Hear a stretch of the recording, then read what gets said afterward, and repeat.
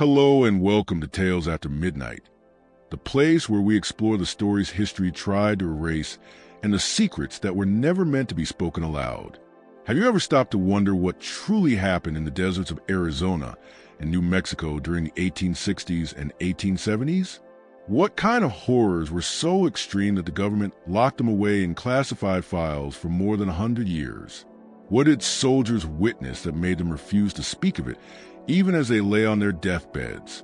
Before we descend into this unsettling chapter of American history, I need a small favor from you. Leave a comment telling us where you're watching from, and please subscribe to the channel. We work hard to bring you stories that mainstream history refuses to acknowledge, and your support is what allows us to keep going. Now, let's uncover what they've been hiding. Official records claim that the Apache Wars lasted from 1849 to 1886, a 37-year conflict between the United States military and the Apache tribes of the Southwest. But what those records never explain is what truly happened in the deep canyons, the concealed valleys, and the abandoned forts scattered across the Arizona territory. They never mention the discoveries that made hardened cavalry officers break down in tears like frightened children, or the classified reports that vanished from military archives within days of being submitted. It all began in the spring of 1872, when Captain William Morrison and his company from the 3rd Cavalry were ordered to pursue a band of Chiricahua Apache led by a warrior the soldiers had nicknamed Shadow Walker. The name wasn't given out of admiration or respect. It was born from fear. Shadow Walker had built his reputation through a series of raids so flawlessly executed that survivors claimed he and his warriors appeared and disappeared like smoke, leaving behind scenes that defied any logical explanation. Morrison's instructions were straightforward. Track the group, engage them if possible, and report back. What he would discover instead was something that would haunt the United States Army for decades. The company departed Fort Bowie on the morning of April 19th. There were 47 men, all seasoned veterans of the Civil War, confident in their experience, their training, and their mission. They followed a trail of disturbed soil and broken branches into the Chiricahua Mountains, fully expecting to encounter resistance within a few days. What they never expected was the silence. Private James Hartford later wrote in his diary, which is still preserved in the National Archives, "We rode for 3 days without hearing a single bird. No coyotes at night, no insects buzzing in the heat, only the sound of our horses' hooves against stone and the wind moving through the rocks." The men began to speak less. They started glancing over their shoulders more often. Captain Morrison would never admit it out loud, but everyone could see in his eyes. He felt it too. Something was watching us. On the 4th day, they came upon the first camp. It was abandoned, yet the fires were still warm. Bedrolls were laid out in perfect circles. Cooking pots continued to steam, but there were no people anywhere. Not a single living soul. The strangest detail, according to Sergeant Daniel Pierce's official report, was the food. Fresh venison, still wet with blood, had been placed on flat stones. Dozens of portions, enough to feed 50 people. Yet not a single piece had been touched. Morrison ordered his men to spread out and search the area. They discovered tracks leading in every direction, footprints that seemed to multiply and divide in impossible ways. Some trails climbed straight up sheer cliff faces. Others ended suddenly in the middle of open clearings, as if the people who made them had simply vanished into thin air. Then they found the first marker. It was a carefully arranged pile of stones forming a spiral pattern. Each rock had been painted with symbols that none of the Apache scouts traveling with the cavalry recognized. At the very center of the spiral was a doll made from dry grass and animal sinew. Its face was smooth and blank, except for 2 hollow holes where eyes should have been. The doll had been positioned to face west, toward the setting sun and the deeper reaches of the mountains. The Apache scouts refused to go near it. One of them, a man named Thomas Yellowhorse, who had served with the cavalry for 5 years, told Morrison through a translator, "This is not Apache. This is something older, something we do not speak of. We should leave this place." Morrison, whether out of duty or stubborn pride, ordered the marker to be cataloged and photographed. The expedition's photographer, A civilian named Robert Chun prepared his equipment and captured the image. That photograph still exists today, locked away in a vault at the Smithsonian Institution. Those who have viewed it claim that the doll's empty eye sockets seem to follow you, no matter where you stand. They continued riding deeper into the mountains, following a trail that became increasingly unnatural. More camps appeared, all abandoned, all with warm fires and untouched food. More markers were discovered, each one larger and more intricate than the last. The spiral patterns evolved into elaborate designs that seemed to shift and change depending on the angle of the sunlight. The dolls multiplied. First dozens and hundreds, arranged in circles, in lines, in shapes that hurt the eyes to trace, as though the patterns themselves resisted being understood. On the seventh day, they found the canyon. It did not exist on any map. It was a narrow split in a cliff face, concealed behind a rockfall that appeared natural but, upon closer inspection, had been deliberately arranged. The entrance was barely wide enough for a single horse to pass through. Morrison sent scouts ahead on foot. They returned within the hour, their faces drained of color, their hands trembling. "Sir," Corporal Marcus Webb reported, his voice barely more than a whisper, "you need to see this." The canyon opened into a hidden valley nearly a mile long and half a mile wide, surrounded entirely by sheer walls of red stone. It should have been a paradise, protected from the wind, with a stream running through its center and trees offering shade. Instead, it was a nightmare. The entire valley floor was covered in markers, thousands of them, spiral patterns made from stones, bones, and materials the soldiers could not even identify. And at the center of every spiral stood a doll. But these were no longer simple figures made of grass and twine. These were complex, grotesque constructions, some as tall as a man, assembled from materials that made the soldiers' stomachs turn. They included human hair, scraps of military uniforms, and objects that the men recognized with growing dread as personal belongings that had been reported missing from other cavalry expeditions over the last 10 years. There was a pocket watch that had belonged to Lieutenant Samuel Brooks, killed in an Apache ambush in 1868. A wedding ring that had been identified as the property of Captain Thomas Mitchell, who vanished along with his entire patrol in 1870. A silver crucifix that had belonged to Chaplain Robert Stone, whose body was never recovered after a skirmish near the Mexican border. These dolls were not merely markers. They were memorials or trophies, or something far worse that none of the men were willing to fully consider. Morrison ordered everything to be documented. The soldiers photographed the valley, sketched the symbols, and wrote meticulous descriptions. As they worked, they began to notice something that sent a cold shock through their blood. Every doll was positioned to face the far end of the valley, where the canyon wall rose to its greatest height. And carved high into that wall, nearly 100 feet above the valley floor, was a massive spiral symbol, so enormous that it could only be seen in its full form from below. The carving was ancient, smooth, and worn by centuries of wind and rain, yet someone had recently painted it with something dark and red.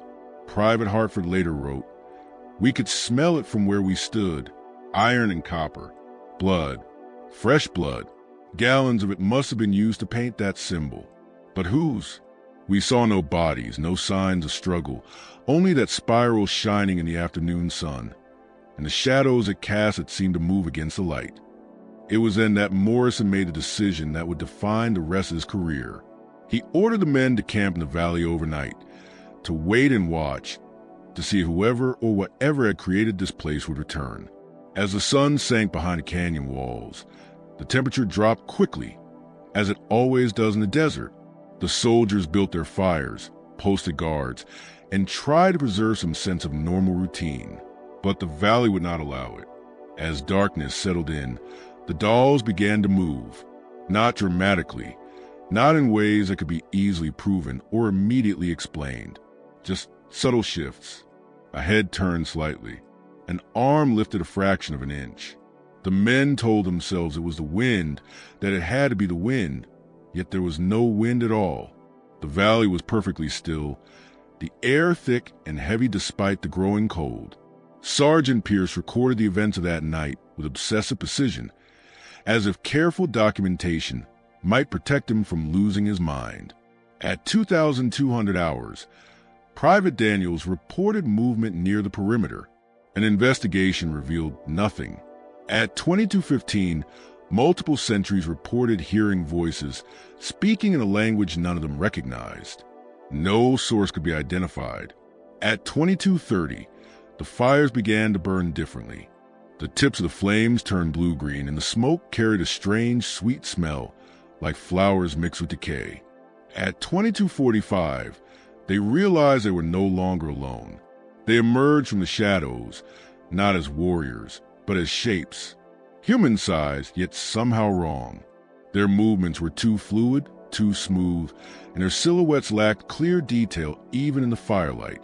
The Apache scouts began whispering prayers in old languages, words passed down through generations, and some of the soldiers joined in, reciting the Lord's Prayer, the 23rd Psalm, anything that might offer protection. Captain Morrison stood and addressed the shapes, demanding identification, demanding communication. He received neither. Instead, the shapes began to move in a wide circle around the camp, forming a spiral that mirrored the patterns marked across the valley floor. Round and round they went, drawing closer with each rotation, until they were near enough for the soldiers to truly see them. They wore the faces of the dead, not masks, not paint. The actual faces of soldiers who had died during the Apache Wars, stretched and worn like skin over something else that lived beneath. Lieutenant Brooks's face was there, preserved impossibly despite 4 years in the grave. Captain Mitchell's face was there too, still bearing the scar he had received at Gettysburg. Chaplain Stone's face appeared among them, his expression frozen in the moment of his death, his eyes wide with a terror that had never faded. Private Hartford's handwriting grew more erratic as his diary entry continued. "God forgive me," he wrote. "I recognize my brother Benjamin, who died at Shiloh in 1862. He died thousands of miles away. He died 10 years ago. But there he was, his face, slack and lifeless, stretched over the head of something that was not him, something that walked on 2 legs but moved like an insect, something that opened its mouth and screamed with his voice." Morrison ordered his men to hold their fire, a decision that likely saved their lives, though at what cost, none of them could ever truly say. The shapes continued their spiraling motion, coming closer and closer until they stood only a few feet from the trembling soldiers. Then they stopped. They froze in place, as if waiting for something. From the far end of the valley, from the cliff face bearing the massive blood-painted spiral, a sound began to rise, a drumbeat, slow, steady, like a heartbeat, yet impossibly loud. It echoed off the canyon walls until it seemed to come from every direction at once. With each beat of the drum, the dolls moved, all of them, thousands of them, turning their hollow, eyeless faces toward the soldiers in perfect unison. Morrison later wrote in his classified report, which would not be declassified until 1998, "I have faced Confederate artillery. I have charged into walls of rifle fire. I have watched men ripped apart by cannon shot and listened as friends died screaming in field hospitals. But nothing in all my years of war prepared me for the terror of that moment, for the certainty that we had stumbled into something ancient and corrupt, something that existed long before the Apache Wars, long before the United States, perhaps even before civilization itself." The drumbeat continued through the night. The shapes did not move. The dolls kept staring. The soldiers waited, unable to flee, unable to fight, trapped inside a nightmare that offered no escape. Some of the men prayed. Some wept openly. Others simply stared into the darkness, their minds retreating to safer memories as their bodies remained frozen in place. As dawn drew near, the rhythm of the drums slowly began to fade. The shapes started to move backward, unwinding their spiral, retreating step by step into the shadows from which they had come. When the first rays of sunlight touched the valley floor, they vanished entirely. leaving behind only the dolls, the markers, and a silence more terrifying than any sound. Morrison immediately ordered a full withdrawal. The men did not hesitate. They broke camp in minutes, abandoning equipment, ignoring protocol, leaving behind everything except their weapons and their horses. They rode out of that valley as if the devil himself were at their heels. And perhaps he was. They did not stop until they reached Fort Bowie 3 days later. Of the 47 men who had ridden out, only 43 returned. For soldiers were missing, among them Private Hartford and Corporal Webb. No trace of them was ever discovered. Despite extensive searches, their names were added to the long list of men lost during the Apache Wars. Their true fate known only to Captain Morrison and the officers who were permitted to read his report. The Army's response was immediate and absolute. All evidence from the expedition was confiscated. The photographs were sealed. Diaries and official reports were classified. The surviving soldiers were transferred to different units scattered across the country and forbidden to discuss what they had seen under threat of court-martial. The Hidden Valley was marked on classified maps with a single chilling note: forbidden, do not enter. But the story did not end there. It never does. Over the next 5 years, similar reports began to surface across the Southwest. Different cavalry units, different locations, but always the same elements: hidden places, spiral markers, dolls constructed from impossible materials, and shapes that wore the faces of the dead. Each report was classified. Each witness was silenced. A pattern was forming that the Army could neither ignore nor explain. In 1874, Colonel Jonathan Pierce, no relation to Sergeant Daniel Pierce, was appointed to investigate what internal Army documents referred to as the spiral incidents. Pierce was a veteran of both the Mexican-American War and the Civil War, a man known for his rational thinking and unwavering composure. His task was to determine whether these reports were the result of mass hysteria, Apache psychological warfare, or something far more disturbing. Pierce assembled a team of 12 specialists, geologists, anthropologists, a professor of Native American studies from Yale University, a medical doctor who specialized in disorders of the mind, and 6 carefully selected soldiers who had no prior exposure to any of the earlier incidents. They were granted full access to all classified materials, including Captain Morrison's report, the sealed photographs, and the fragments of confiscated diaries. The professor, a man named Edward Thornton, became obsessed with the spiral symbols. He spent weeks comparing them to every known Native American marking, every documented religious symbol, and every archaeological record from pre-Columbian civilizations. He found similarities spanning thousands of years: spirals in Celtic burial chambers, spirals in Mayan temples, spirals carved into stone by cultures that had vanished long before Europeans ever reached the Americas. But the spirals in the Hidden Valley were different. They combined elements that should not have existed together.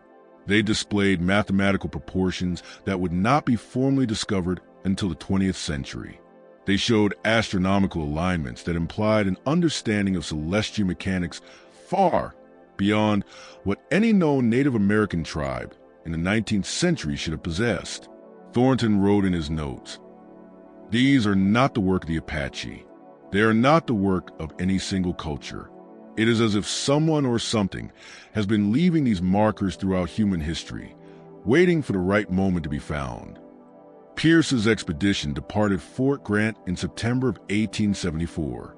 They carried far more equipment than Morrison's company had possessed, including the most advanced photographic devices available, surveying instruments, and weapons specifically requested by Pierce himself, repeating rifles, revolvers, and something that raised more than a few eyebrows among the quartermasters: 20 gallons of kerosene and 50 pounds of dynamite.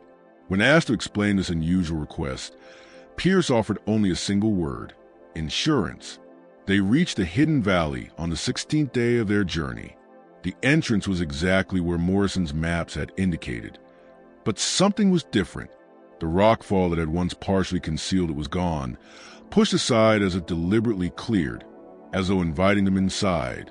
Fresh spiral markers lined the path, made from stones that were still warm to the touch despite the cool autumn air. Dr. Samuel Whitmore, the expedition's physician, took temperature readings as they entered. The ambient air measured 62 degrees Fahrenheit. The stones used in the markers measured 98.6 degrees. Human body temperature. Whitmore checked the thermometer 3 times, convinced it had to be malfunctioning. It wasn't. The valley itself had changed. Or perhaps it had always been larger than Morrison had reported, and the terror that night had distorted his perception. Pierce's surveying team measured it at nearly 2 m, long and more than a mile wide, dimensions that should have been impossible given the surrounding geography.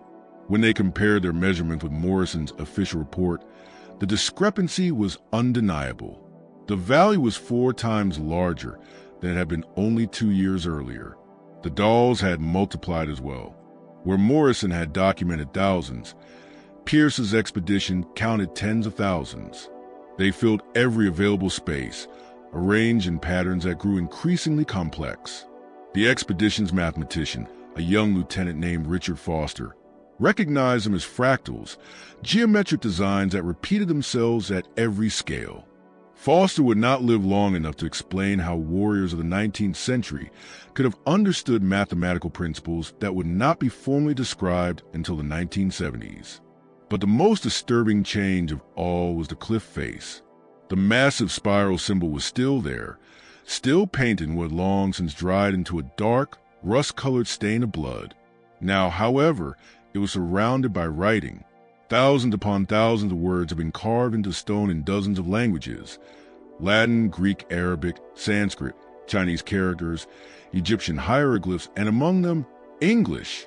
Professor Thornton spent 3 days documenting the inscriptions. He identified fragments of the Bible, passages from the Quran, verses from the Bhagavad Gita, excerpts from ancient Egyptian funerary texts. But all of them were wrong, altered, twisted in subtle but horrifying ways that inverted their original meanings. The 23rd Psalm had been reshaped into a prayer to darkness rather than light. The Sermon on the Mount had been distorted into a celebration of suffering. Sacred texts from a dozen religions had been transformed into their opposites. And scattered among these corrupted scriptures were names. Thousands of them. Soldiers who had died in the Apache Wars. Settlers who had vanished while crossing the territories. Spanish conquistadors from the 16th century.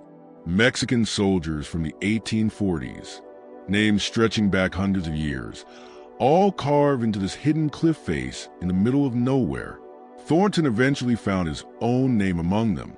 It was carved in perfect Victorian script, with date beneath it, October 3rd, 1874. 2 weeks in the future. His hands were shaking as he showed it to Colonel Pierce, pointing silently at the inscription. Pierce studied it without speaking. He did not dismiss it. He did not attempt to explain it away. He simply ordered the entire cliff face to be photographed and documented, adding it to the growing body of evidence that something impossible was unfolding in this valley. That night, Pierce implemented strict security measures. Guards were posted every 50 feet around the perimeter. Patrols moved constantly. No one was allowed to wander alone. Fires were built large and bright, creating overlapping pools of light that left no shadows where anything could hide. And Pierce himself remained awake, walking among his men, offering reassurance and maintaining morale. The drums began at midnight, not the single drum Morrison had described, but dozens of them, hundreds, a thunder of rhythm that should have been chaotic, yet instead formed a perfect mathematical order, a layered harmony of beats that fit together like gears in a machine. And with the drums came the shapes. They were different this time, more solid, more defined. They did not with the faces of the dead. Instead, they appeared as warriors, perfect representations of the human form. Their skin was painted with spiral patterns that seemed to shift and move in the firelight. They carried weapons, bows, spears, war clubs, but they did not attack. They simply stood at the edge of the darkness, watching, waiting. Lieutenant Foster began to count them. He reached 200 before he realized something that made his blood run cold. They were arranged in a pattern, a precise, complex mathematical sequence. He could predict where each warrior would stand before his eyes even found them. As he continued working through the equation in his notebook, he understood something even more terrifying. The pattern extended beyond what he could see. It suggested thousands more warriors standing in the darkness beyond the firelight, invisible but present, waiting. He reported his findings to Pierce, showing him the calculations. Pierce studied them in silence for a long moment, then made a decision that would define the rest of the expedition. He ordered his men to hold their positions and hold their fire. Then he stepped forward alone into the space between the light and the darkness. "I am Colonel Jonathan Pierce of the United States Army," he announced, his voice carrying across the valley. "I come seeking understanding. If you wish to communicate, I am willing to listen." For a long moment, nothing happened. The drums continued their complex rhythm. The warriors remained motionless. Then a voice emerged from the darkness beyond the firelight. It spoke in English, but with an accent that belonged to no known region. The words were perfectly enunciated. Each syllable weighted evenly, as if the language had been learned from text rather than from human conversation. "You seek to understand what you cannot comprehend. You seek to document what should not be remembered. You seek to control what exists beyond control." Pierce did not retreat. "Then help me understand. Show me what I need to see." The voice laughed, a sound like wind moving through dead leaves. "You have already seen. Captain Morrison saw. The 43 who returned saw. But seeing and understanding are not the same. You look at spirals and see patterns. We look at patterns and see spirals. You measure time in minutes and hours. We measure time in cycles and rotations. You believe you are the hunters," the voice continued. "You do not understand that you are the hunted." "Who are you?" Pierce demanded. "What are you?" "We are the memory of what once was. We are the promise of what will be. We are the space between breaths, the moment between heartbeats, the darkness that exists even within the light. Your people have given us many names. Shadow walkers, spirit dancers, the hidden ones. But we are older than names, older than language itself. We were here before the Apache, before the Spanish, before the first humans crossed into this land. And we will remain long after the last human voice has fallen silent." Professor Thornton, unable to restrain himself, shouted from within the safety of the firelight. "What do you want? Why the markers? Why the dolls? Why take the faces of the dead?" The direction of the voice shifted, now seeming to come from directly behind Thornton, though nothing could be seen there. "We do not take," it said. "We preserve. Every face you witnessed was given willingly in the moment of transition, when the spirit departs and the flesh remains.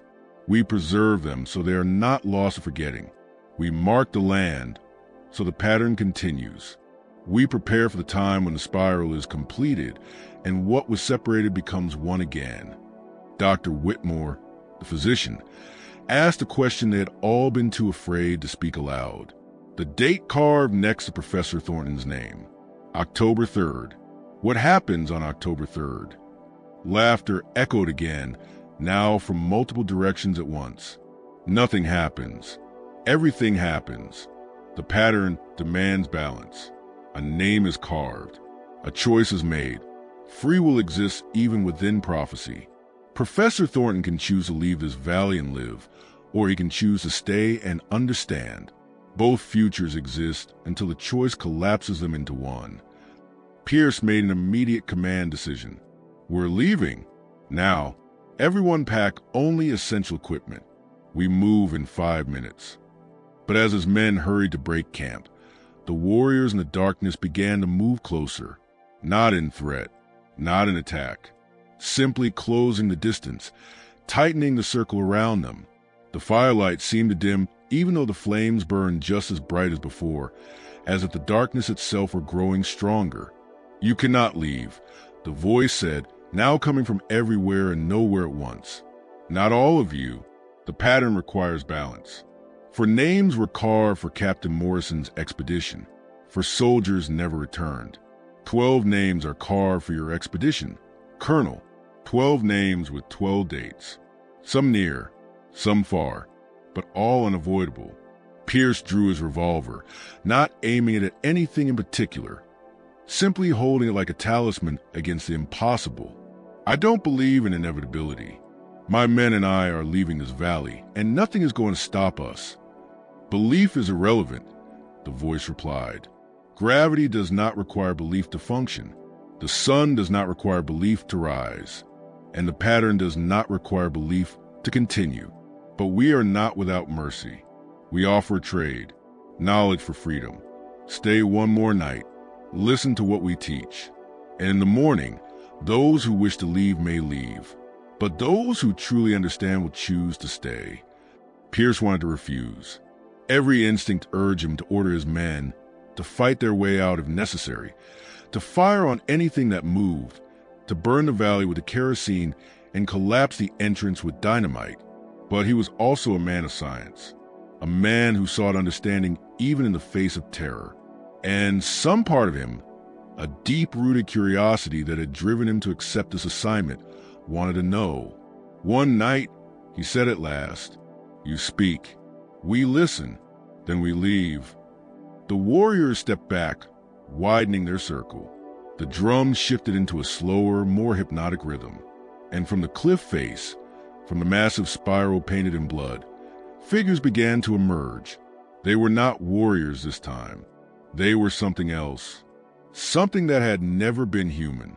They were tall, impossibly tall, their bodies elongated and stretched like shadows cast by a dying sun. Their faces, if they could be called faces, were smooth and featureless, except for eyes that reflected the firelight like polished mirrors. They moved with a grace that defied physics, each motion flowing into the next without the natural rhythm of human movement. Lieutenant Foster began to hyperventilate as he watched them approach. "The proportions," he gasped. "The ratios are wrong. They can't exist in three-dimensional space. It's like they're projections from somewhere else, somewhere higher." The beings arranged themselves around the camp, and when they spoke in unison, their voices overlapping into harmonics that resonated in the soldiers' chests, in their bones, in their skulls. And they told a story. They spoke of a time before time, when the world was different, when the boundaries between what humans call the physical and the spiritual were thinner. They spoke of their kind as beings of pure thought and pattern, existing in the spaces between existence. They told how they had once walked among the first humans, teaching them to see patterns, to understand cycles, to recognize the spirals that connected all things. But humanity grew afraid of what it could not understand, afraid of beings that existed beyond its comprehension. And so humanity chose to forget, deliberately and collectively, pushing that knowledge into myths and legends, turning teachers into monsters and guides into demons. We did not leave, the beings continued. We simply stopped revealing ourselves. We withdrew into hidden places, forgotten valleys, into the spaces that exist within the cracks of your reality. And we waited. We maintained the markers. We preserved the knowledge. We prepared for the time when humanity would be ready to remember. Professor Thornton, overwhelmed by academic obsession despite his terror, asked, "Why now? Why reveal yourselves to us? Why leave the markers where soldiers and settlers can find them?" "Because the cycle is ending," the beings replied. "The great spiral is nearing the completion of its rotation. In your terms, in your measurement of time, the world is approaching a threshold, a moment of transition, when the old patterns will either renew or collapse. We leave the markers to prepare those who can understand, to warn those who will listen, and to preserve the memory of what was, so that what comes next will carry the knowledge forward." "What comes next?" Pierce asked, his voice steady despite the fear tightening his chest. "What happens when the spiral completes?" The beings turned their mirrored eyes toward him, and in those reflections, Pierce saw visions that would haunt him for the rest of his life.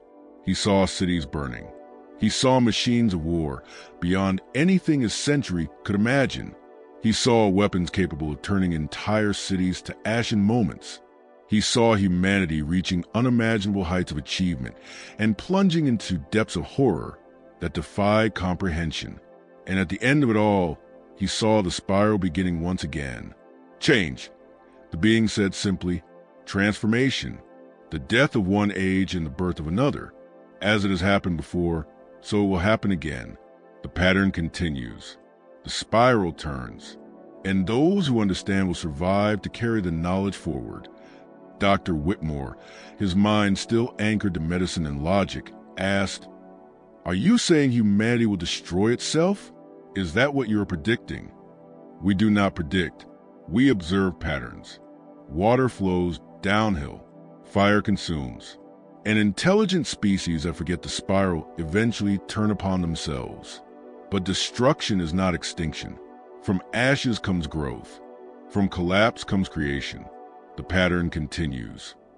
The being spoke throughout the night, sharing knowledge that the expedition members could barely comprehend. They spoke of mathematics that existed beyond human logic, of physics built on principles not yet discovered, of histories that contradicted every accepted account of civilization. They showed the soldiers visions, images projected directly into their minds, ancient civilizations that had risen and fallen without leaving a trace, technologies that appeared to be magic, moments in human history when the world balanced on the edge of transformation. They also spoke of the Apache, not of themselves, but of the human tribes who inhabited these lands. They spoke with respect and admiration, describing a people who had maintained their connection to the old knowledge, who still understood the importance of the spiral, who recognized that the land itself carried memory and wisdom that civilizations struggled to remember. The Apache call us by many names, the beings explained: mountain spirits, crown dancers, guardians of the peaks. They understand that we are not enemies. We are not allies. We simply are. We exist in the spaces between, maintaining the pattern and preserving the knowledge.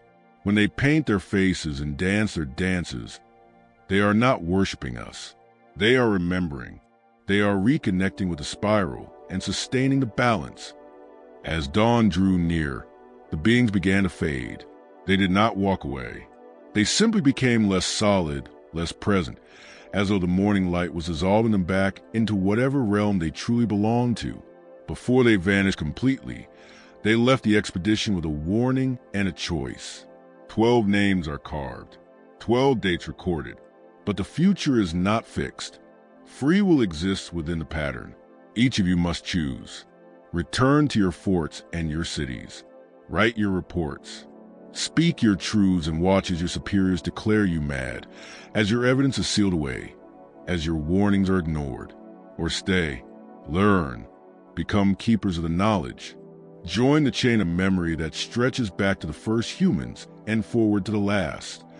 As the sun rose over the valley, Colonel Pierce gathered his men. He studied each face, seeing fear, confusion, awe, and terror intertwined in ways that would have seemed impossible only days before. And one by one, he asked them what they chose. 8 men chose to leave. They packed their equipment, destroyed their notes and photographs just as the beings had predicted their superiors would eventually do, and rode out of the valley without looking back. They returned to Fort Grant, reported that the expedition had found nothing of significance, and requested transfers to other posts. Within a year, all 8 were stationed far away, distant from Arizona, distant from New Mexico, distant from anything that might remind them of what they had seen. For men chose to stay. Professor Thornton, whose carved name bore a date only days away. Lieutenant Foster, the mathematician who had glimpsed equations a century ahead of human discovery. Dr. Samuel Whitmore, the physician who wanted to understand the medical implications of what they had witnessed. And a young private named Michael Dawson, who had spoken little throughout the night, but whose eyes held a hunger for knowledge that went beyond fear. Fear. Colonel Pierce was the last to make his choice. He stood at the entrance to the valley, 1 foot on the path leading out and 1 foot on the path that descended deeper within, physically embodying the decision that had been placed before him. Then he did something that would never appear in any official record. He turned his horse around and rode back to join the 4 who had chosen to stay. The 8 men who left made it safely back to Fort Grant. They filed their reports. They were debriefed, diagnosed as suffering from exhaustion and exposure, and quickly reassigned to other posts. Their reports were sealed, their evidence confiscated, and their stories quietly buried, almost forgotten. Almost, because Colonel Pierce had anticipated exactly this outcome. Before entering the valley for the second time, he had written a complete and detailed account of everything they had discovered and sent it to a trusted friend in Washington, a journalist named Samuel Hartley. The document was sealed with strict instructions. If Pierce did not return within 6 months, Hartley was to publish everything. 6 months passed. Pierce never returned. Hartley attempted to publish the account in every major newspaper in the country. Each one refused. Some cited impossibility. Others claimed lack of verification. A few were far more honest and admitted they had received direct pressure from military authorities. Eventually, a small academic journal agreed to print excerpts, heavily edited, under the cautious title Unusual Geological and Anthropological Phenomena in the American Southwest. The article caused a brief stir in academic circles, but was largely dismissed as exaggerated speculation bordering on fiction. Yet a handful of people took it seriously. Other soldiers who had witnessed similar events, settlers who had found strange markers, Apache elders who recognized the descriptions. Quietly, slowly, a network began to form. A hidden community of people who knew the truth, and the disappearances continued. Over the next decade, dozens of soldiers, settlers, and explorers vanished in the territories of Arizona and New Mexico. Some of their names later appeared carved into cliff faces in hidden valleys. Others simply ceased to exist, as if they had stepped through a doorway and closed it behind them forever. The Army responded by declaring certain regions off-limits, creating restricted zones with no official explanation. Maps were redrawn to avoid showing specific valleys and canyons. Official records were altered to remove references to the spiral incidents. Slowly and methodically, the government attempted to erase every trace that something impossible had taken place in the Southwest. But they could not erase everything. In 1878, a rancher named Thomas Everett was exploring his newly acquired land in southern Arizona when he discovered a valley that matched the descriptions contained in the sealed reports. He found the markers, he found the dolls, he found the carved names, and he found something else, a journal, carefully preserved in a waterproof case. The handwriting was later identified as Professor Thornton's. The journal described the 4 years Thornton had spent in the valley after Pierce's expedition. It detailed the lessons he had learned from the beings, mathematical principles that would not be formally discovered until the 20th century, and observations about the nature of reality that sounded like science fiction. The final entry was dated October 3rd, 1874, the same date that had been carved beside his name. "Today I understand," Thornton wrote. "The date was not my death. It was my transformation, the moment I stopped being a professor who collected data and became a student who learned truth. The beings were right. Free will exists within pattern. I chose to stay. I chose to learn. And now I choose to go further. There are deeper valleys, older markers, greater spirals. I am leaving this journal for whoever finds it, not as a warning, but as an invitation. The pattern continues. The spiral turns, and there is always room for those brave enough to seek understanding instead of comfort." The journal ended there. Thomas Everett brought it to the authorities in Tucson. It was immediately confiscated and added to the growing collection of sealed evidence. But Everett had read it first, and he had made copies.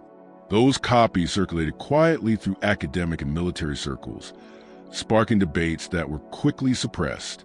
Some claimed it was an elaborate hoax. Others insisted it was a rambling work of a man driven mad by isolation and heat. But a small number recognized it for what it truly was, evidence of something that challenged every assumption about the nature of reality. In 1880, Major General George Crook, one of the most successful commanders of the Apache Wars, filed a classified report that would not be declassified until 2003. In it, he described an encounter his forces had experienced with what he called non-Apache entities during a campaign in the White Mountains. His description matched the beings from Pierce's expedition almost perfectly. But what disturbed historians most was his conclusion. "I have spent 7 years fighting the Apache," Crook wrote. "I have learned to respect them as warriors, to understand their tactics, and to predict their movements. But these encounters, these phenomena we have experienced in certain locations, have taught me something deeply troubling. We are not fighting for control of this territory. We are fighting in ignorance of what truly controls it. The Apache know this. They have always known it. They fight us, yes, but they also avoid certain places, respect certain boundaries, and maintain traditions that protect them from something we cannot even acknowledge exists. We call them savages, but in this matter, they possess a wisdom we do not." Crook's report led to a secret initiative within the War Department. A small group of officers and civilian specialists was assembled to investigate similar phenomena across all territories where such incidents had been reported. They called themselves the Spiral Commission. Although no official record of their creation exists, their purpose was to chart the hidden valleys, document the markers, and understand the pattern. What they uncovered filled them with dread. The spirals were not limited to Arizona and New Mexico. They appeared throughout the entire Southwest, stretching from Texas to California, from Colorado to the Mexican border. Dozens of concealed valleys, hundreds of marker sites, and thousands of carved names were identified, some dating back to the Spanish expeditions of the 16th century. And at every site, there was evidence of the beings, the entities, the things that existed in the spaces between reality. Even more disturbing was the pattern itself. When the Spiral Commission connected all known locations on a map, a massive design emerged. A spiral hundreds of miles wide, centered on a location in northern New Mexico that the Apache called the place of emergence, the mythical site where their ancestors believed they first entered this world. In 1882, the Spiral Commission dispatched an expedition to the center of the pattern. 20 men, the best trained and most experienced, equipped with the most advanced weapons and technology available at the time. They were led by Captain James Richardson, a veteran of 15 years of frontier service, a man who had read every classified report and still volunteered. They reached the place of emergence on June 17, 1882. Their final telegram, sent from a relay station 50 miles to the south, stated that they had located the site and were preparing to investigate. They were never heard from again. No bodies were found. No equipment was recovered. No trace of their existence remained, except for that single telegram, still preserved in the National Archives. The Spiral Commission was quietly dissolved. Its findings were sealed under the highest levels of classification, and the government made a decision that would shape its policy for the next century. Some things were better left unexplored. Some knowledge was too dangerous to pursue. But the spirals did not stop. Throughout the 1880s, as the Apache Wars drew to a close and the last free band surrendered, reports continued to surface. Soldiers encountered markers during routine patrols. Settlers stumbled upon hidden valleys while searching for lost livestock. And from time to time, people vanished, their names later appearing carved into remote cliff faces. In 1886, the Apache warrior Geronimo surrendered for the final time, officially ending the Apache Wars. In his later years, living as a prisoner of war, he gave occasional interviews about his life and experiences. In one recorded in 1940 by an anthropologist named Morris Opler, Geronimo spoke about the mountain spirits, the beings the Apache call Gone. "The white men think the Gone are only our myths," Geronimo said to a translator. "They think we paint our faces and dance to worship spirits that are not real. But the Gone are real. They have always been real. They live in the mountains and the hidden places. They are neither good nor evil. They simply are. We respect them. We honor them. We keep the old ways, so we remember how to live alongside them. The white men do not understand this. They build where they should not build. They disturb what should not be disturbed. And the Gone respond not with anger, but with truth, showing the white men what they refused to see. When asked what truth the Gone revealed, Geronimo smiled sadly, that the world is larger than they believe, that there are powers older than their God. That knowledge can be more terrible than ignorance. The white men think they conquered the Apache, but the Apache never tried to conquer the land. We lived with it.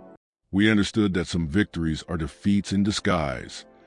The interviewer pressed him for more details, but Geronimo refused to say anything further. He died in 1909, taking the rest of his knowledge with him.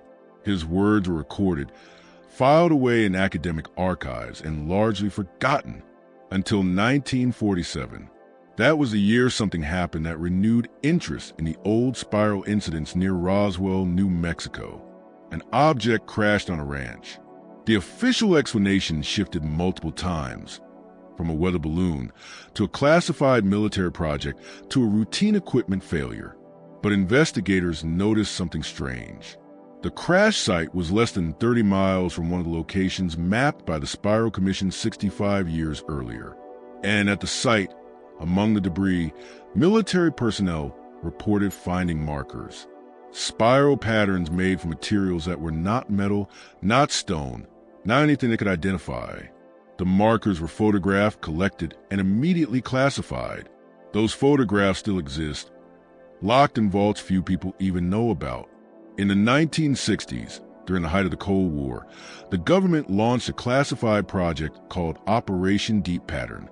Using newly developed computer technology, analysts attempted to map and study all known spiral sites across the Southwest. What they discovered both fascinated and terrified them. The pattern was not random. It was mathematical, precise, and it was growing.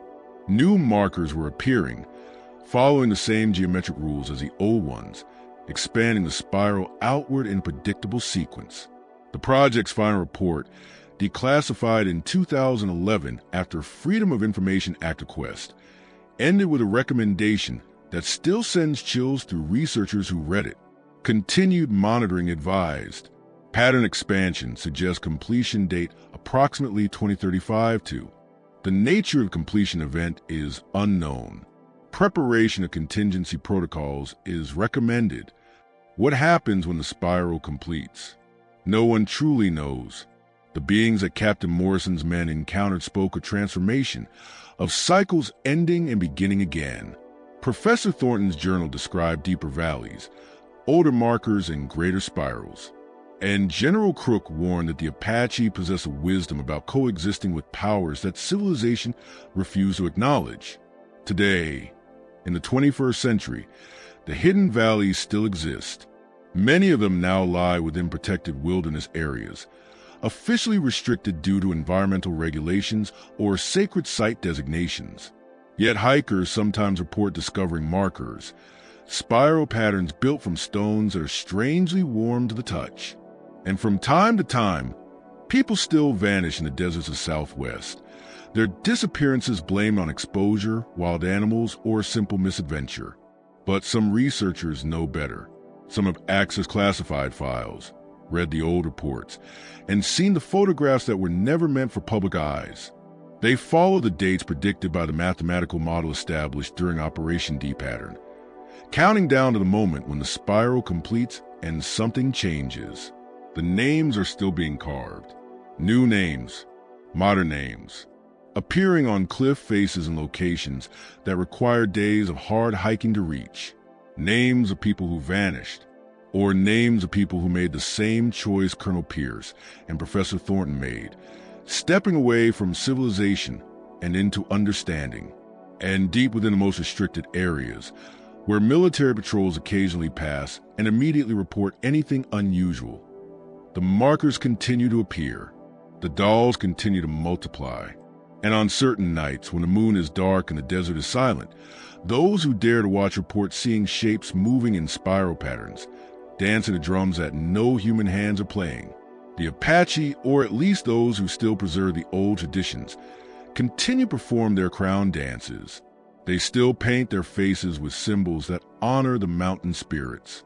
They still avoid certain places, respect certain boundaries, and maintain customs they tell outsiders are simply cultural heritage.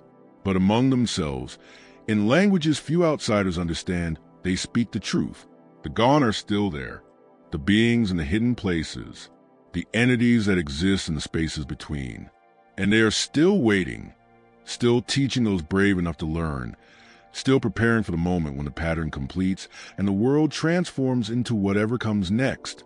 What happened during the Apache Wars was never only about territory, sovereignty, or a clash of civilizations. It was humanity stumbling into a truth older than history, encountering powers that existed before the first human footprint touched this continent. Some understood and adapted, some fought and died, and some chose a third path, stepping into the spiral and becoming something else entirely. The government files remain sealed. The evidence remains classified. The truth remains buried beneath layers of denial and obfuscation. But the pattern continues. The spiral grows. And those who know watch the calendar, counting down to a date that might bring nothing or might bring everything. Perhaps the Apache were never truly conquered. Perhaps they simply chose to maintain their connection to powers the conquerors could not even acknowledge existed. Perhaps the real war was never between cavalry and warriors, but between those who accepted the limits of human understanding and those who dare to push beyond them. In the end, we are left with questions that have no comfortable answers. Were the beings real or the product of mass hallucination? Were the spirals evidence of ancient knowledge or an elaborate deception? Did men like Colonel Pierce and Professor Thornton find enlightenment or madness in those hidden valleys? And most disturbing of all, what happens when the pattern completes and the transformation they spoke of finally arrives? The carved name suggests we may not have long to wait. The mathematical projections point to dates within our lifetime, and the markers continue to appear, following their ancient design, building toward a conclusion that has been centuries in the making. If you ever find yourself in the deserts of Arizona or New Mexico, if you stumble upon a hidden valley or a spiral pattern built from stones that feel warm beneath your hands, remember the warnings of those who came before. Remember Captain Morrison's terror, Professor Thornton's choice, General Crook's wisdom, and Geronimo's sad smile. Remember that knowledge can be more terrifying than ignorance, and that some doors, once opened, can never be closed. And remember this. In a world that claims to be fully mapped, fully explored, and fully understood, there are still hidden places, still forbidden valleys, still spirals carved into cliff faces by hands that may not be entirely human. The Apache Wars ended more than a century ago, but whatever those wars touched, whatever they awakened or revealed, is still out there, still waiting, still watching, still preparing for the day when the spiral completes.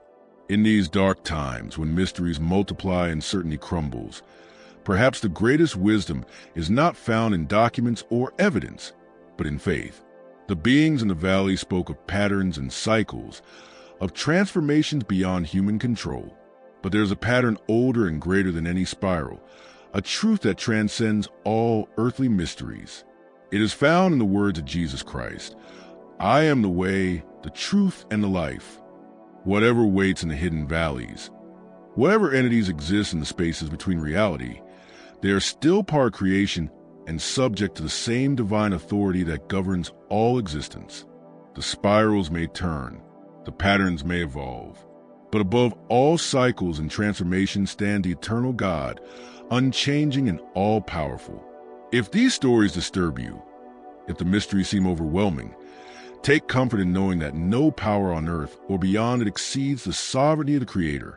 The soldiers who faced the horrors of those valleys needed faith as much as courage, and we, facing uncertainty in our own time, need that same anchor. Turn to God. Turn to Jesus Christ. In a world filled with questions that have no answers, with patterns we cannot fully understand and transformations we cannot predict, faith offers something knowledge alone never can. The assurance that whatever comes, whatever changes, whatever mysteries unfold, we are never alone, never abandoned, never beyond the reach of divine grace. The spiral may complete, the pattern may transform, but the love of God endures forever, unchanging and eternal.